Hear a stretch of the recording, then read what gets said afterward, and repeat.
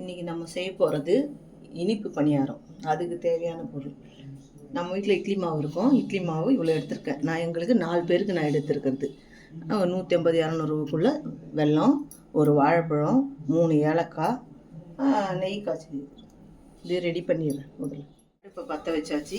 அந்த வெல்லம் பக்கத்துக்கு கொஞ்சம் தண்ணி, அந்த வெல்லம் போட்டு பாவு மாதிரி காய்ச்சிக்கலாம். அப்போ தான் டேஸ்ட்டும் இருக்கும் நம்மளுக்கு. அது கரைஞ்ச மாதிரி எதுவும் இருக்காது. அதுக்கு பாவு காய்ச்சி வச்சாச்சு. வாழைப்பழம் ஏலக்காய்லாம் போட்டு கரைச்சி வச்சாச்சு. இந்த பாகை இதோட இந்த மாவோடு சேர்த்துடணும்.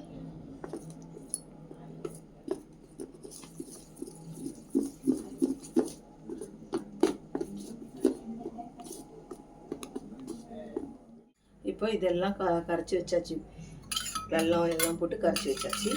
இப்போ பணியாரம் ஊற்றலாம். நெய் கொஞ்சம்,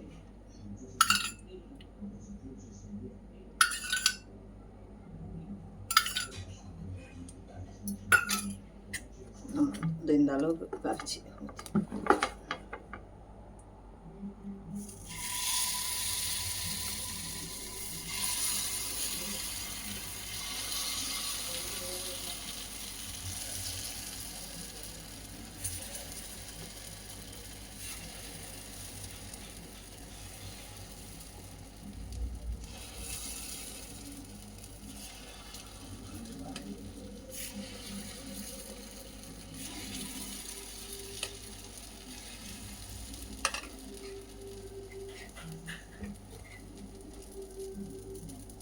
இப்போ பனியாரம் ஊற்றி வச்சு இதில் நான் ஒரு முந்திரி வைக்கிறேன்.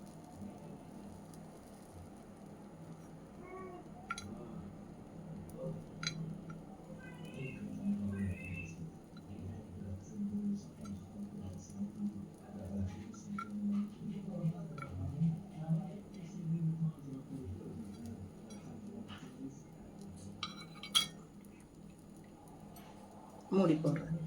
மூடி போட்டாச்சு. ஒரு 2 நிமிஷம் திருப்பி போட்டாச்சு. 2 நிமிஷம் வேகணும். இல்லைன்னா கொஞ்சம் நெய்யை விட்டுக்கலாம். 2 நிமிஷம் ஆயிடுச்சு. திருப்பி போட்டதை பார்க்கலாம். இந்த பக்கமாக வெந்துடுச்சு. எல்லாத்தையும் இனிப்பு பணியாரம் ரெடி ஆயிடுச்சு. உங்கள் வீட்லேயும் செஞ்சு பாருங்கள். உங்கள் ஸ்கூல்லேருந்து வர பிள்ளைங்களுக்கு செஞ்சு கொடுத்து பாருங்கள்.